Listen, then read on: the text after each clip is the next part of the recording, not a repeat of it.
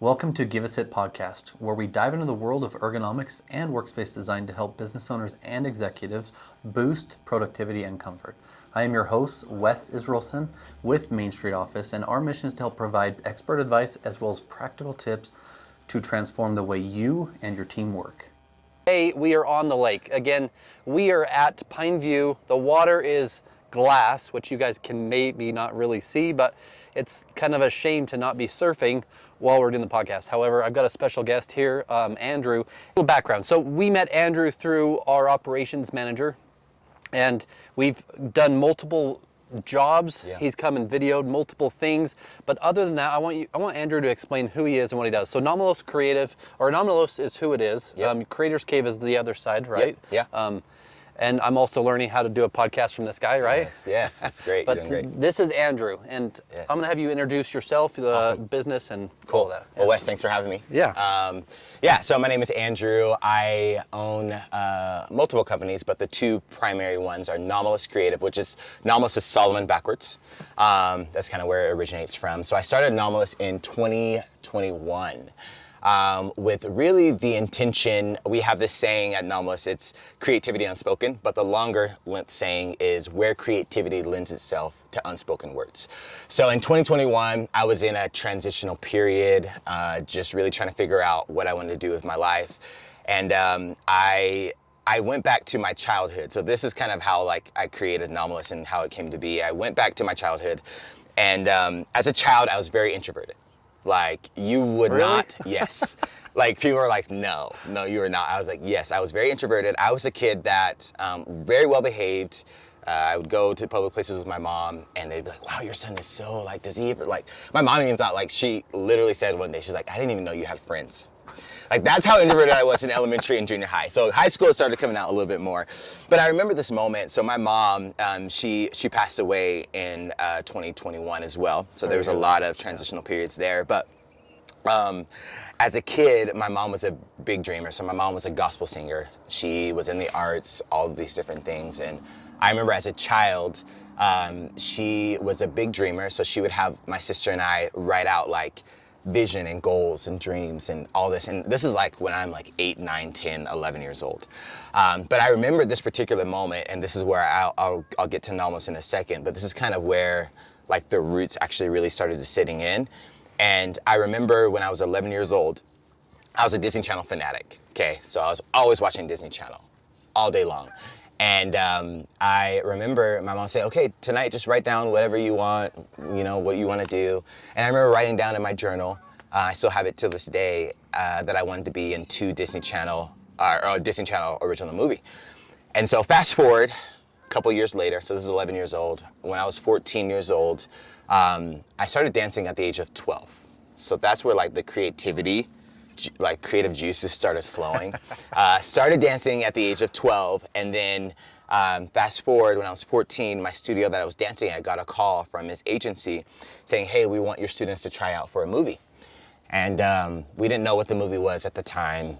It was just okay, cool. I grew up acting and doing a little bit of that stuff, so I was familiar with the camera and doing all of that. But we got this call, went to the audition, ended up making the audition.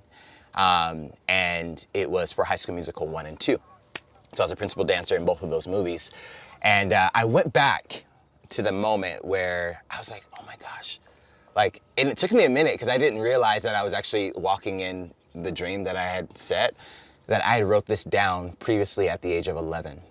And so for me, that was the power of words and creativity. When you set your intention, you can make things happen, right? So when I fast forward to 2021, I was just dreaming up Nomolos Creative, and it's a creative agency. And so we help organizations. Thus far, we've helped over 75 corporations, organizations with either branding, web development, social media marketing, or graphic design.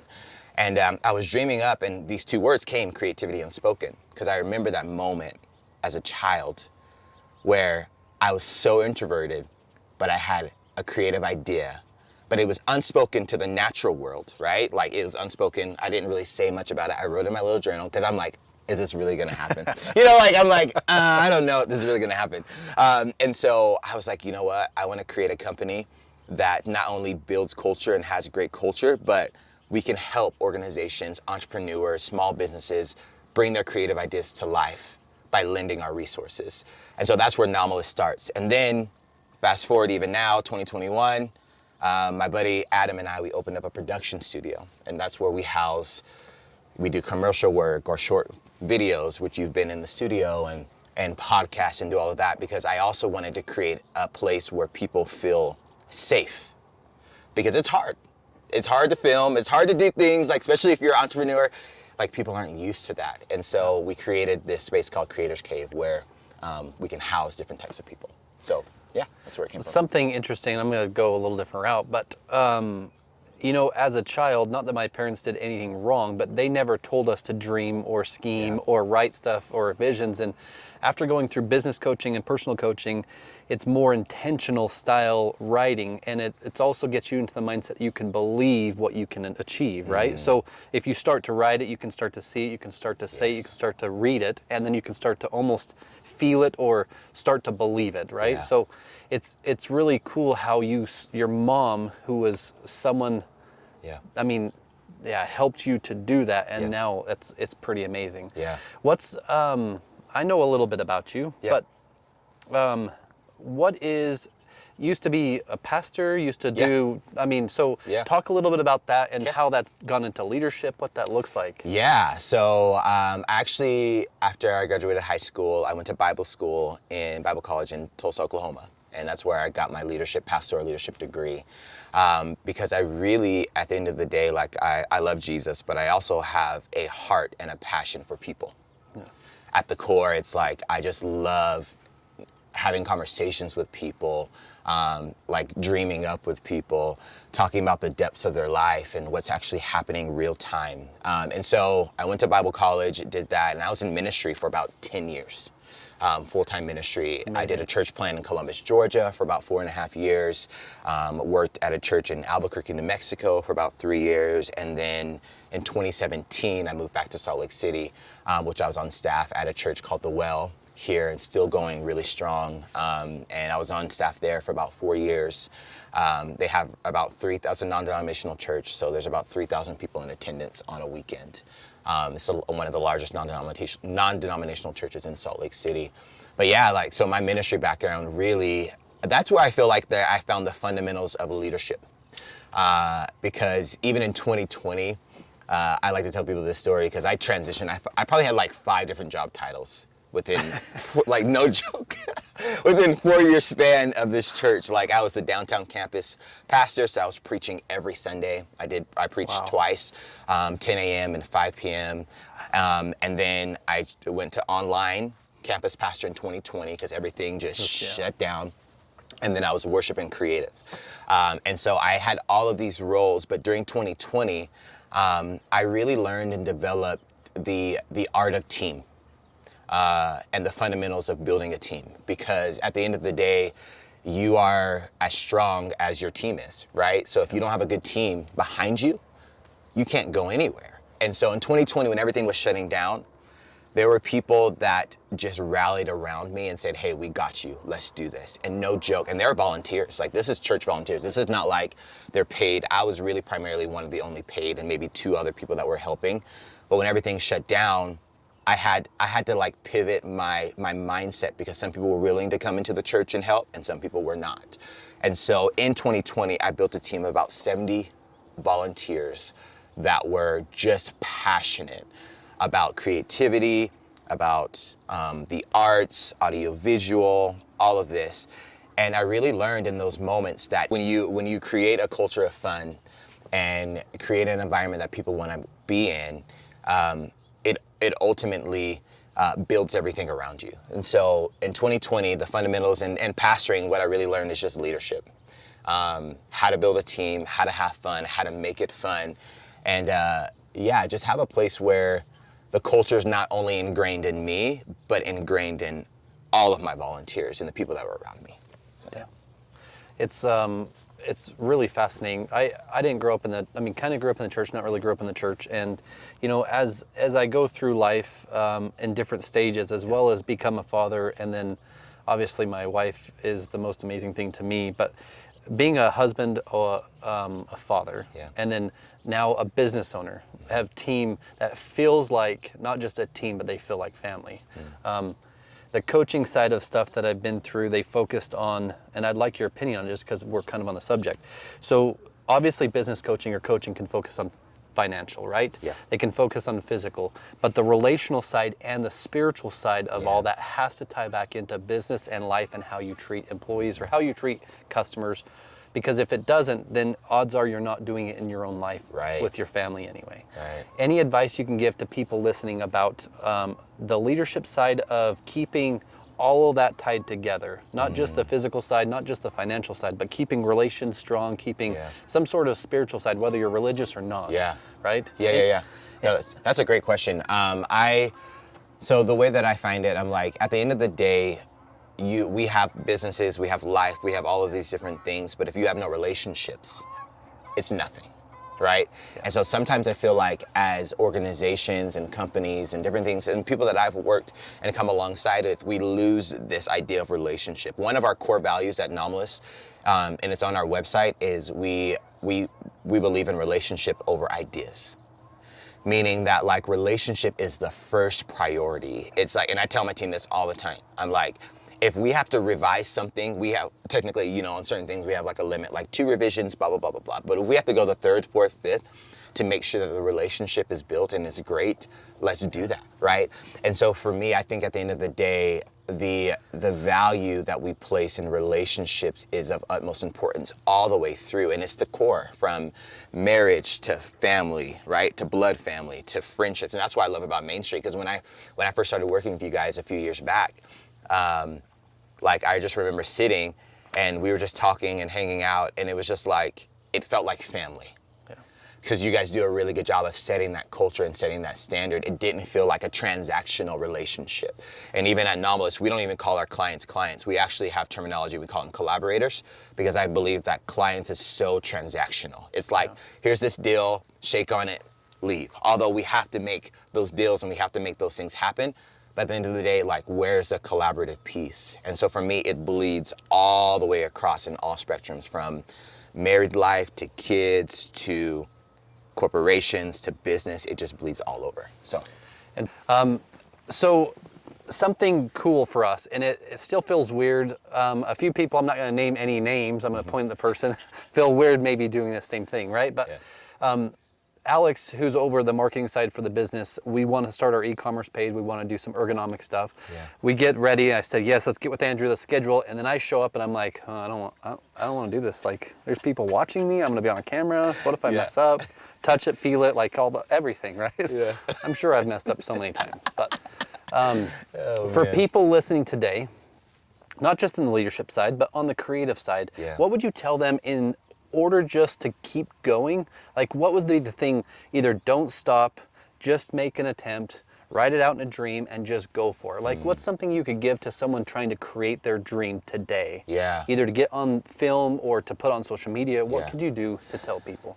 So the thing that, and believe it or not, like, I have to even get and practice being in front of the camera, right? This is not like, you don't really wake up one day and be like, wow, I'm a natural at being on the camera. You know what I mean? Like, there are some charismatic people that have that gifting, and, you know, like, it's awesome. But I spoke at a symposium for the Utah Global Diplomacy a few weeks back, and I spoke about like storytelling and branding and what that looks like. And one question in the audience came of like, what can I do right now? Because these are a bunch of entrepreneurs, right? They're starting their companies. It's just like bootstraps. They're like the ground up. And they're like, what's one thing I can do today? And I was like, start practicing speaking in front of the mirror.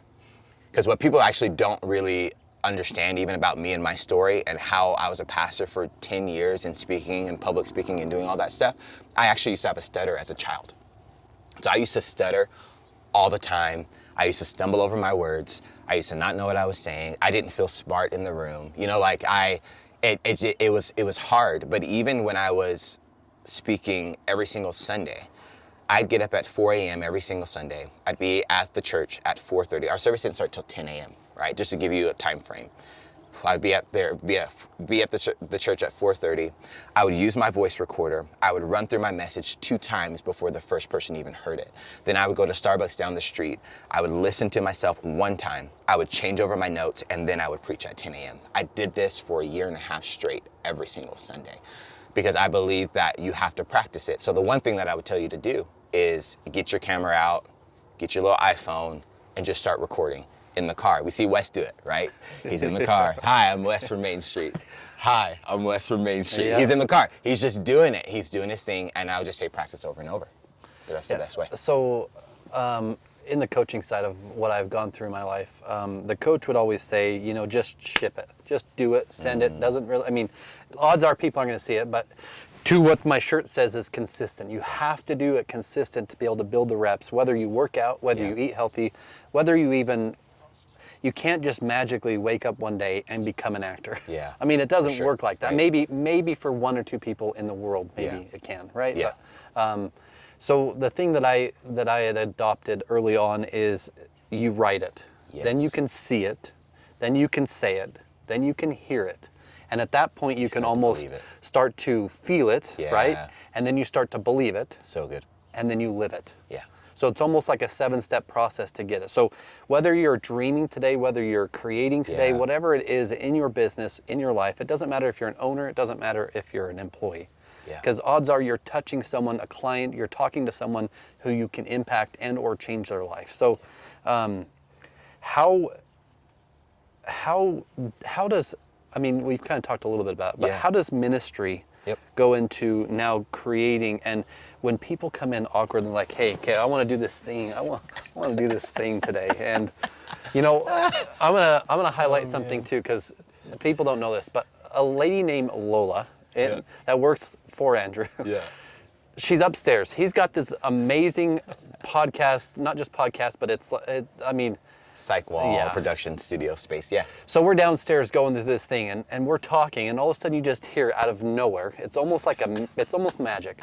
Lola's like, do you guys want coffee? Or do you want a water? Can I help do anything? You want me to turn the TV on? You want me to turn That's so good.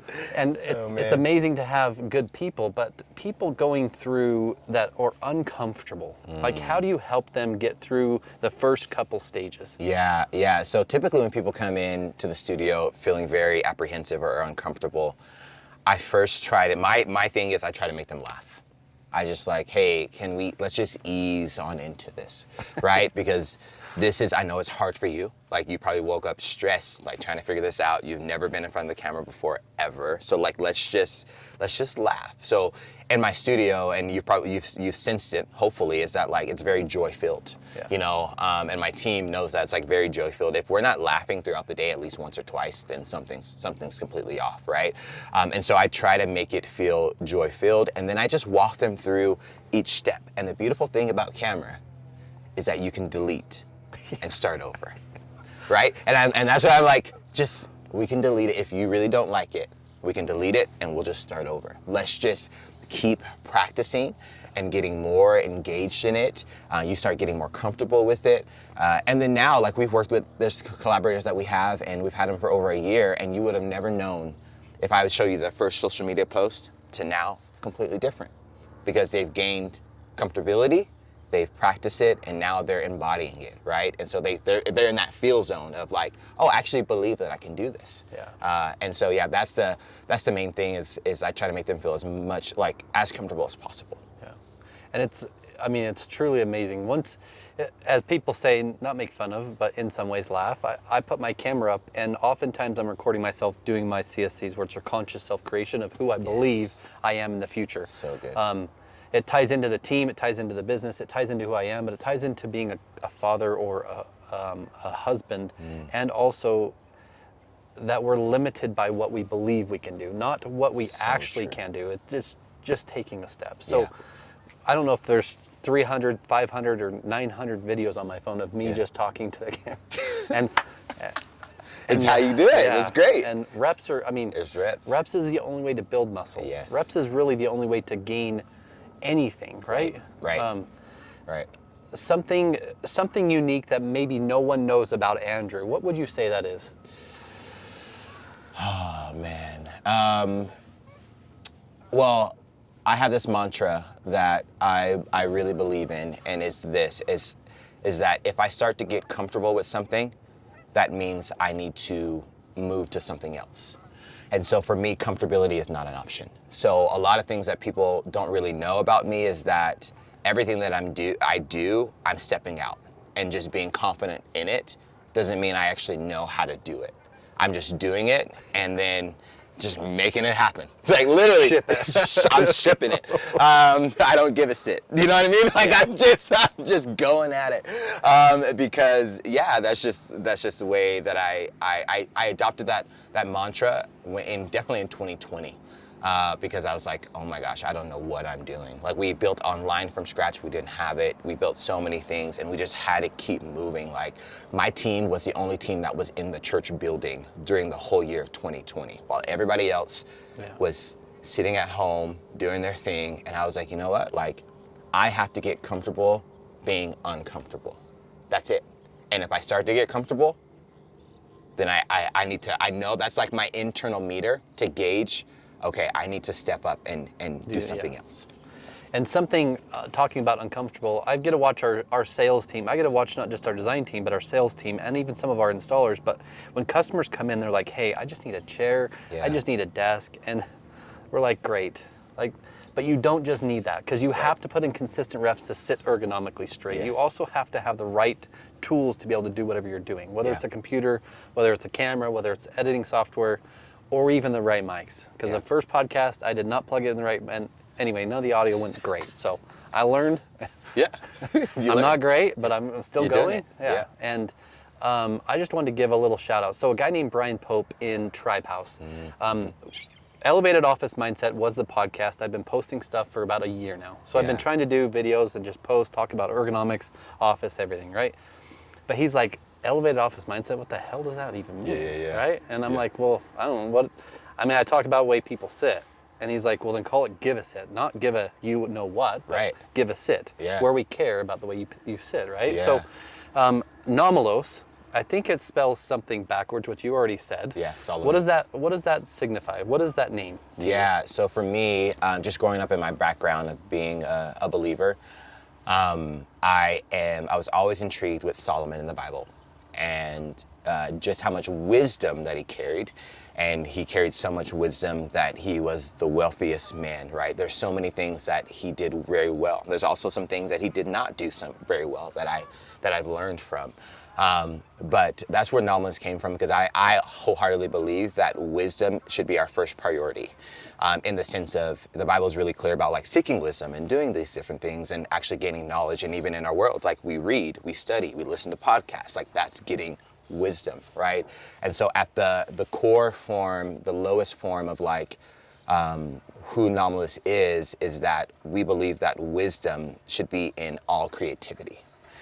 That doesn't mean like our skill set is part of it, but how can we be different, right? And how can we gain wisdom from this? And then everything that we do, for me, it's like if I'm doing a social media post for a collaborator, I'm like, are we extracting wisdom from this, right? And are we putting a creative spin on it? So that's where like Nomolos comes from. And the Solomon backwards is like, hey, like it's wisdom in all things first. It's the first priority. That I gain every single morning. I'm like, okay, how can I gain wisdom? Whether that's putting on a podcast, reading a book, whether that's having a conversation, gaining wisdom is like of utmost importance for us. And always learning. Yeah, always learning. Leadership has to always learn. You have to go the next level for the team to also go to the next level. Because generally what you said is the leadership of the group or the team is as good as the person who doesn't do it or doesn't follow it or people that don't adopt it. And so not just an ideal referral, because we'll get to that, but on the growth side of even a business watching or an employee watching, what's the thing, if you were to give one or two things that you could tell them that catches attention or added value? Is it video? Is it just the commentary? Is it what you talk about, or is it the passion you bring? Like what's one thing you could tell someone watching that they really need to capture in their videos today? Yes. Oh, I love this question. Authenticity and vulnerability. People can sift people that are not vulnerable and authentic, right? And so for me, the biggest thing, the quality of your content or whatever you put out, and authenticity can be in an article, authenticity can be in a video, authenticity can be in so many forms, right? But that is, I think, the highest priority. And that's what's gonna set you apart, because nobody is Wes. There's not another Wes, right? On planet Earth. Hopefully not. There's not anybody that is you, that looks like you, that talks like you, that carries the same mission and the vision that you have, right? And that has the same DNA. And so you are authentically you. But what people try to do sometimes, especially in the social media world, or when you're trying to get concepts out, is we try to be somebody else. I've even done that. I've struggled with that. I'm like, oh, I really like this, so let me try to do a spin on Andrew on like what that person did, and it doesn't work, right? And then vulnerability is your greatest asset. It's your greatest asset. People want people that are real, vulnerable, and transparent with whatever that looks like. And so if I could leave you with 2 or 3 things, that would be very transparent in who you are, be authentic, and be vulnerable. Because that is, if you look at any content that you consume, those people are being authentic to who they are, right? Whether that's a crazy cooking guy that's muscular and just like doing crazy, because I follow fun content. It's not like all serious. Like vulnerability doesn't have to be like, oh my gosh, my life story and all of that. Like it's just being raw in front of the camera, and just doing you. And so vulnerability and transparency are your greatest strengths and assets. That's really good. Yep. I think that, again, to the point of sometimes I'm too open. My wife thinks I'm crazy, and my wife's also an introvert. I mean, I love I call her my goddess, not my wife, but Yeah. That's awesome. she is an introvert at heart, and people that know her would be like, "You're crazy." She's talking to I'm like, no, like straight up. I can go dang near anywhere, and I can make a friend, and Yeah. she's like, Why'd you do that? "Who the hell is that?"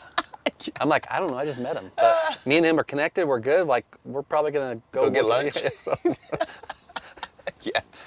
And I feel like business man. relationships, not just the team relationships, have to have that correlation. Yes. If you listen to this, and you're going to listen to a couple episodes, Capri also talked about it. Yeah. People matter. People matter. Otherwise, it's a transaction. It's just a business. It's Yep. just coming to do a job. And that's not our point. That's not our value. It's not our Yeah. mission. Yep. It's not your mission, right? Yeah. You want to help create. Yes. If Nomolos is looking for one thing today, or an ideal client customer, what would that be? Who could you identify that you could, Yeah. someone watching could come use your service? Yeah, and we don't work with every company, because every company is not a good fit, but the ideal clientele would be someone that is passionate about what they do, and maybe don't have the creativity or the team to really build it, and to create strategy for it. So our ideal client is somebody that, one, loves what they do, they care about people, and they believe in relationships. Because if you want this transactional, let me just get the job done type of mentality, we're probably not the company for you. Although we will get the job done, and it will be very good, and it'll be high quality. But if you're just wanting to move past something and hire somebody just to get in and out, we're not the ideal company, right? Our ideal clientele are people that just really love relationships, where I can go to lunch with them, and we don't even have to talk about work. We don't have to talk about business. We don't have to talk about, we just talk about life. Yeah. What's going on in your personal life, what's actually happening. That's the ideal client. And the deliverables that we do mainly are branding, web development, and social media marketing. But that's the ideal client for us. And lucky for me, I get to watch all of our team do this. Not just, Shane's on the boat, so I'm gonna use Shane as the example. I get to watch customers come in, and they get to say, hey, I need something, I need this or this. And I've watched Shane multiple times go out of his way to just make sure that they feel like they're a person. He cared about them, getting them the best solution for what they need, right? And I feel like our relationship has done the same. There's times when I wasn't involved in the marketing side, but you guys still helped us grow. You still helped us develop content, and not just any content, not just a picture of a chair, because there's millions of chairs, right? But you captured the story, you helped bring it to life, and you also helped us grow the business we're in. So if you guys want someone that's gonna help you grow your business, Andrew's a great creative partner that can do that for you. And From Give Us It podcast, again, this is Wes and Andrew, but I just want to say thanks. Thank for you. everything you've done. Thank you. Thanks for being a part of this. Yeah, absolutely. Anytime. And there's going to be some videos of him surfing, so you need to catch that. That's going to be great. Thanks, guys. Until next time, sit right, feel great, and achieve more. This is Wes Israelson with Give Us It podcast.